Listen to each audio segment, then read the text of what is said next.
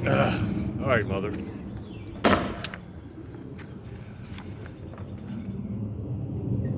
Another rough week.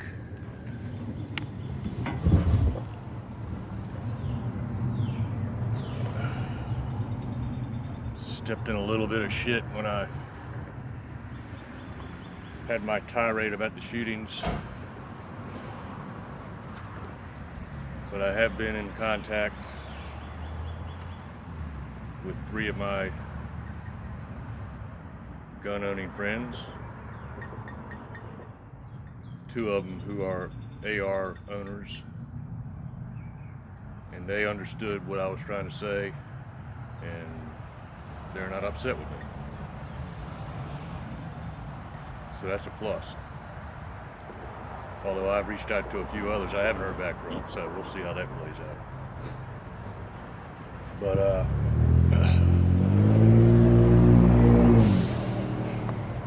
getting ready to go fishing with Tim, but I wanted to get your story out.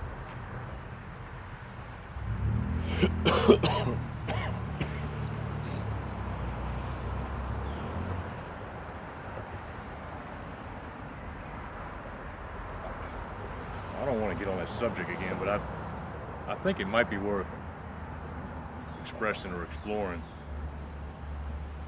You know, after I had that rant and tirade and Joe Camel and the Marlboro Man story, I went to work, came home, and you know, when shit like this happens, I get the remote and I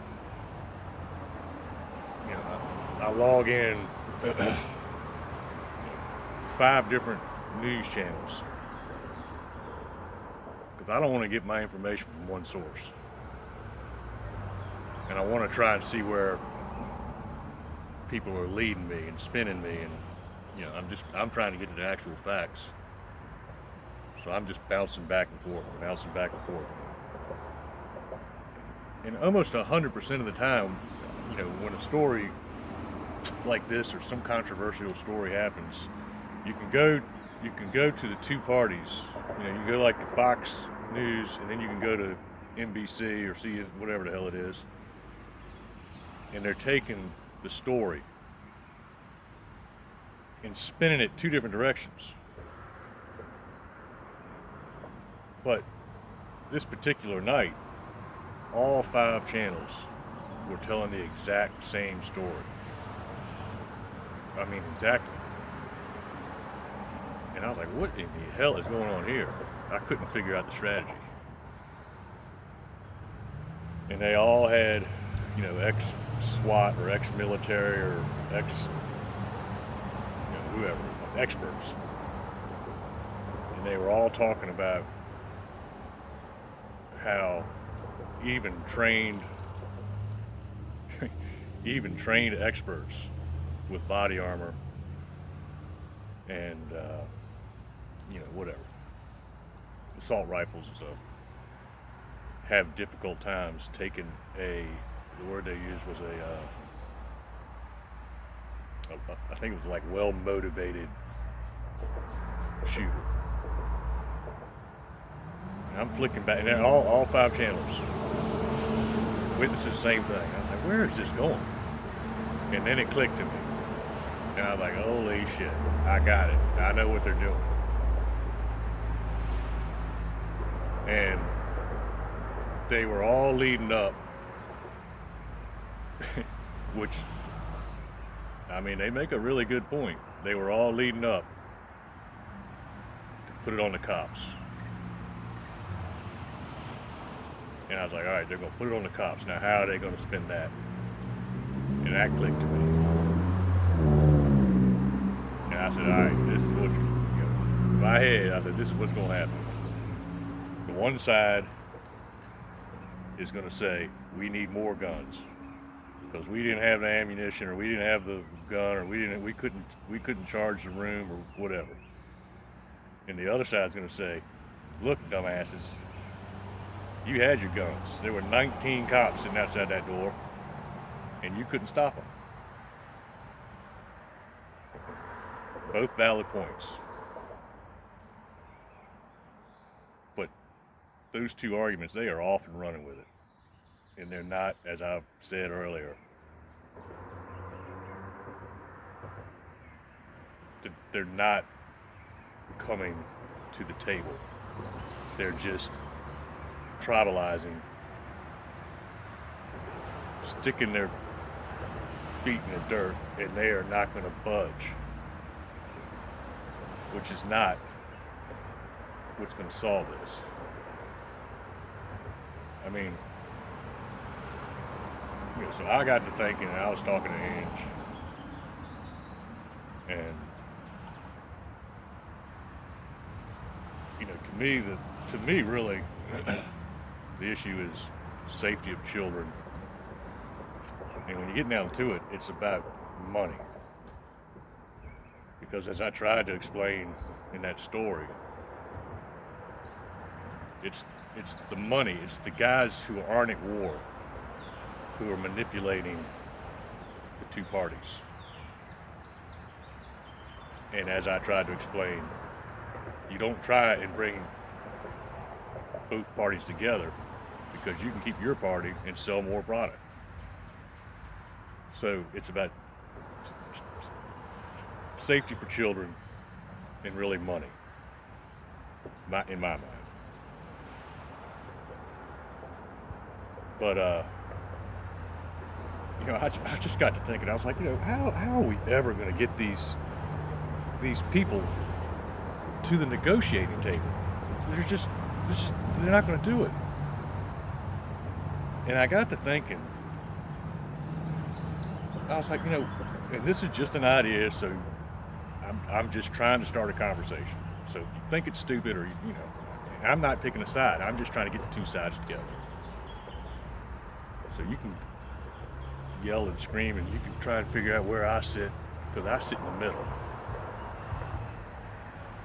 Like I said, I'm a gun owner, and I'm going to stay a gun owner.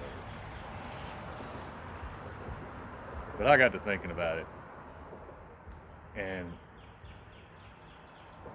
I got to, one of the things that, let's say, the gun owners are saying is, we need more guns. We need a teacher, or we need somebody in there, and they need to have an AR. And the non-gun owners are, hell no, more guns is not the issue. That's not going to solve anything, and we don't need guns in school, and we don't need to fortify. And one of the things that all these experts were talking about was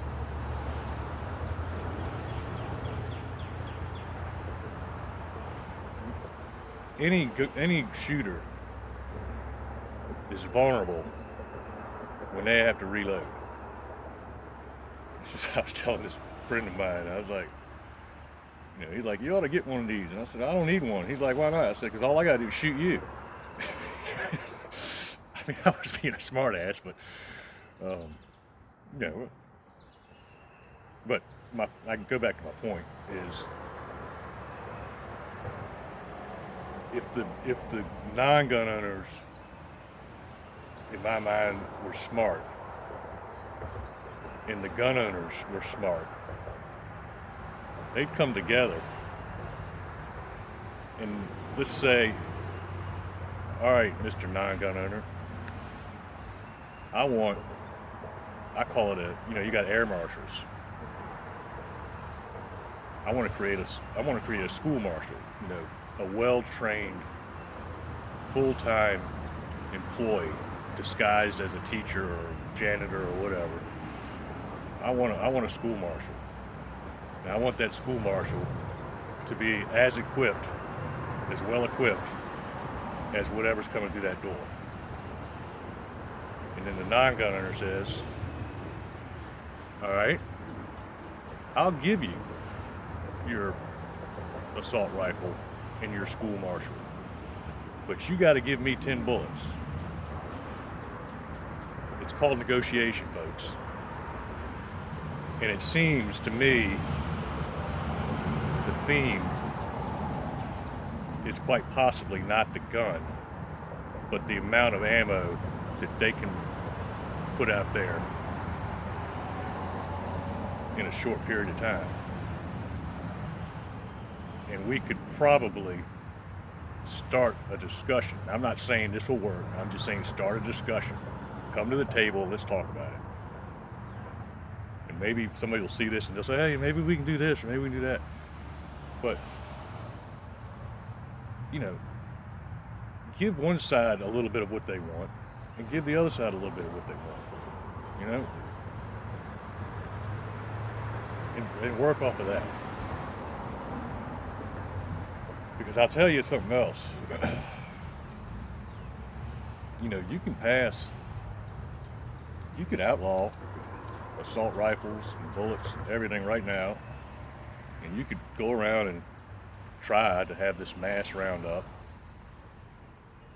But the other law people are missing the point on. Because you got people, and I know some of them, you're never going to get rid of these guns when you can sit in your basement with a computer and a CNC and some little thing and make the damn gun. It ain't going to happen. You can stop the sales. You can stop production. They're even making their own ammo now. You know, and the non-gun owner started it. You know, however it got manipulated where there wasn't any ammo, you did it, because now they're making their own ammo, making their own casings, modifying casings, making their own bullets. They think there's a war coming, and there might be if you all don't get together at the table. And you can start with something as simple as a bullet. Give me a bullet and I'll give you a gun. Because you reduce the number of bullets, when that shooter, you know, because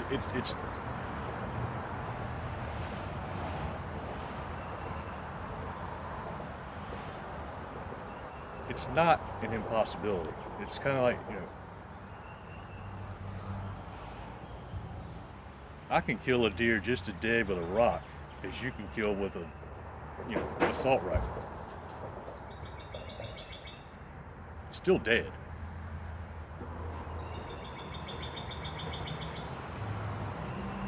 But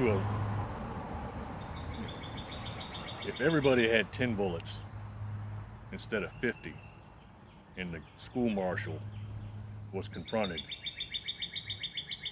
at least they'd be on level ground. But anyway, that's not where I was going. I just had to get that off my chest. All right, this story is you're only as weak as your strongest link.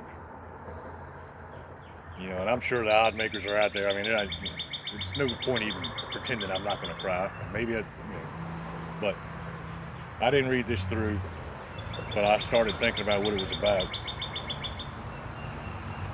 And basically, it's a story about my guilt and my failings.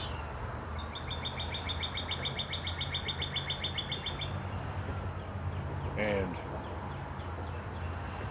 how you go about bringing shit back together.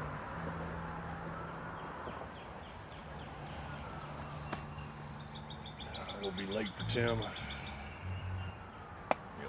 All right, let me try and get through this. I gotta go because he's waiting on me. You're only as weak as your strongest link. Like most young boys, when I was a kid, I often ran around through the woods pretending I was some kind of wild Indian.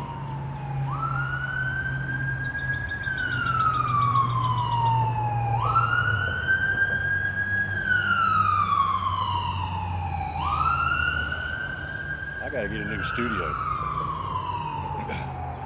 Pretending I was some kind of wild Indian. Making bows and arrows out of whatever I could find.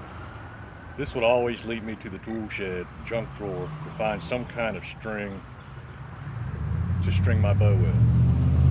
Nylon, cotton, kite string, even a shoestring would always adorn my primitive weapon. As I hapless and blissfully shot at cowboys in Buffalo, it never once occurred to me how important that string was. After all, a bow without a string is just a stick. Later in life, the toxopholite in me returned as an obsession. I made bows of every type and arrows of all configurations, always using primitive techniques right down to hide glue and sinew. But for many years, I always used manufactured commercial materials to make my bowstrings.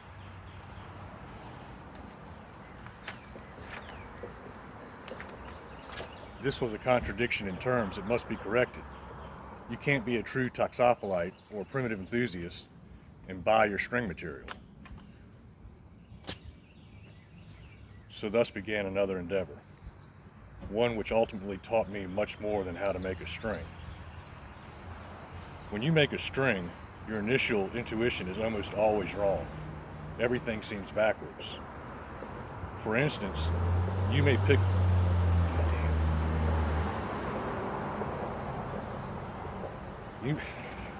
I tell you, it's weird. Just certain words, and it's like certain words, and like a still photo pops in my head. When you make a string, your initial intuition is almost always wrong. Everything seems backwards. For instance, you may pick up a bunch of suitable fibers, roll them into bundles like a candy cane, and think you're a genius. But when you let go of the string, the whole thing falls apart to the floor. You may also think that a strong string or rope needs big, strong fibers. But again, this is not true. The strongest cords ever made are always constructed of many smaller, thinner fibers. The smaller, the stronger. And that's a fact. The secret to making a strong string is the same secret is the same oh shit. The secret to making a strong string is the same secret to making a strong family. Many small fibers working in unison will always take more load than fewer.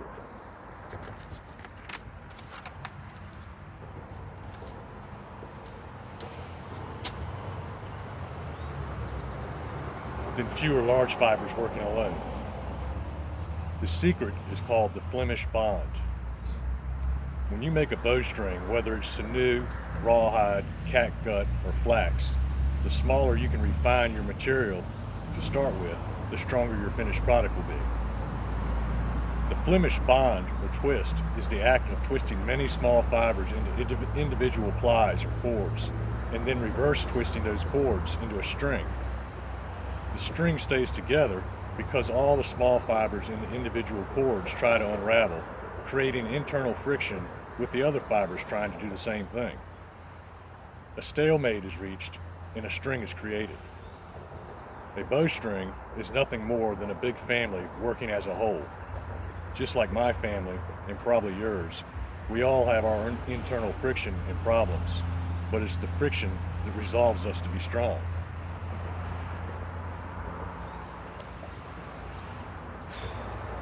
So what happens when a bowstring breaks? Why did it occur? Was there a weak link? Again, our intuition leads us astray.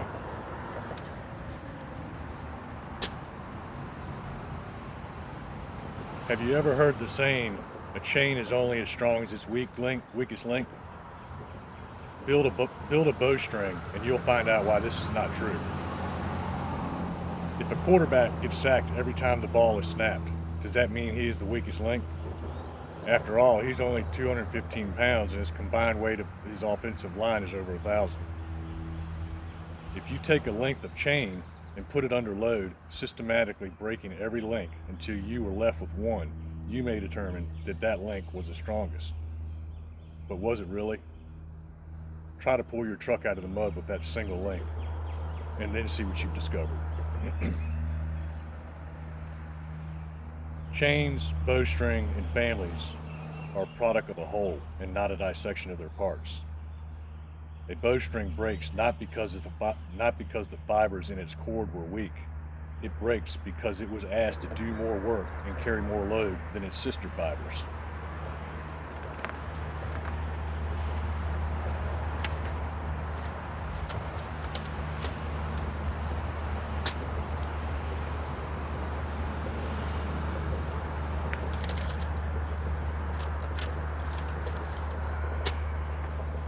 Had the strongest cord lent some of its fibers to the weakest cord, the load would have averaged out, and after some initial squabbling and friction, the family unit would remain whole. Therefore, in my opinion, you are only as weak as your strongest link, who in fact is useless by itself.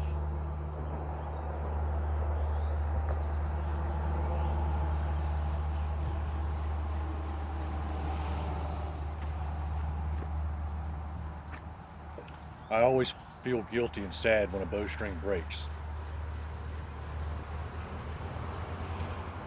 After all, I was the strongest link.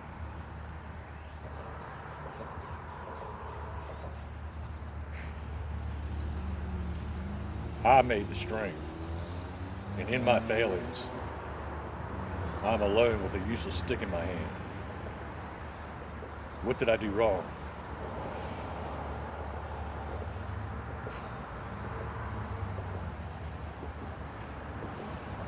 How could I have prevented this binding tragedy? Which signs did I ignore as straining fibers scream for relief? How selfish I must be to leisurely cast arrows, enjoying their flight, while never giving any thought to what propels them. How will I ever continue when my family of Flemish fibers, lies in careless tangles of inattention? The guilt is unbearable.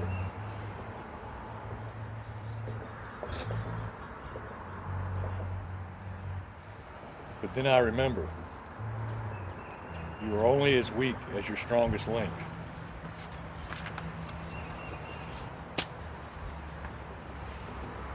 I am the strongest link, and I am useless alone. Whatever sadness and guilt I may be feeling, I must be strong and lend my strength to those who are overstrained.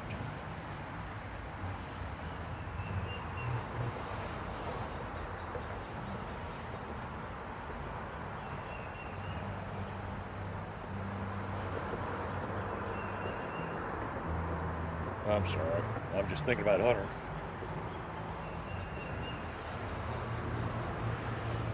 Trying to give him my strength, but I don't have much left.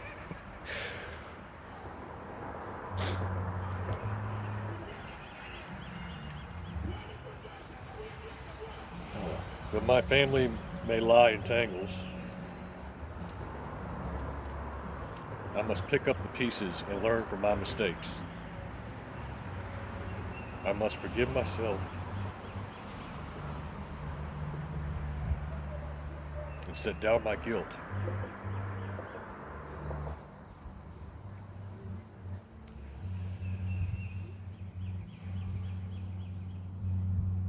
For the burden of guilt will break even the most carefully crafted string. And as I bond with the broken pieces, my memories of what once was will twist and weave around one another with the friction of a farewell embrace. And in a Flemish bond of love, I have repaired my string, my lifeline, my family.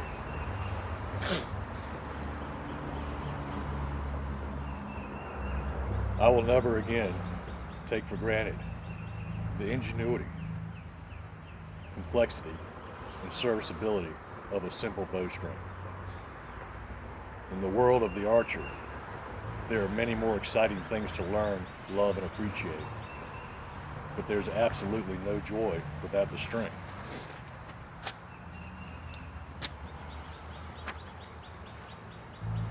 An archer can only be an archer on a whole. There are no weak links. In fact, of all the things that make up the tools of the toxophilite, the very thinnest, smallest, lightest of all is also the strongest. It's the string. The tie that binds his whole world together. I've always found it funny that in most things in life, the so-called weakest link is quite often the strongest. Building a bowstring is like building a family. It's always the strongest link who sacrifices to bring the family together.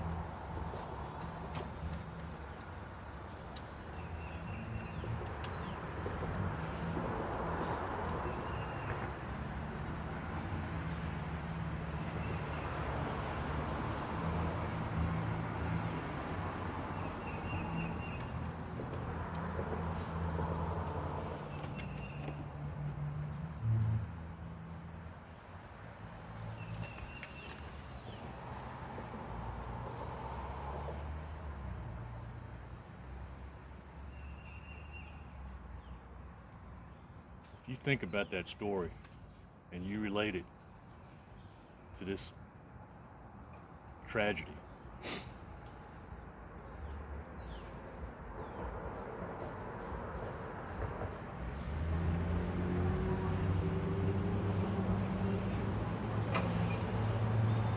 it's the strongest link.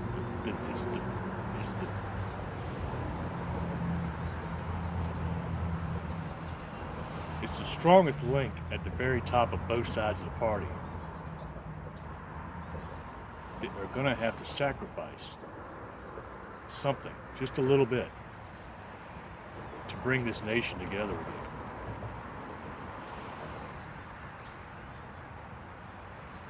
Because we're all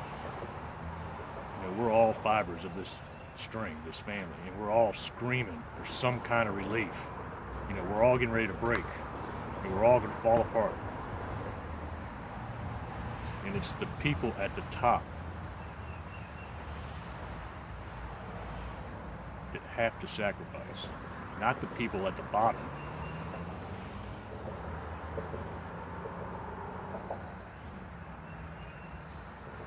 Don't ask the gun owner to sacrifice, and don't ask the non-gun owner to sacrifice. Fuckers at the top, stop filling their wallets full of money and sacrifice there.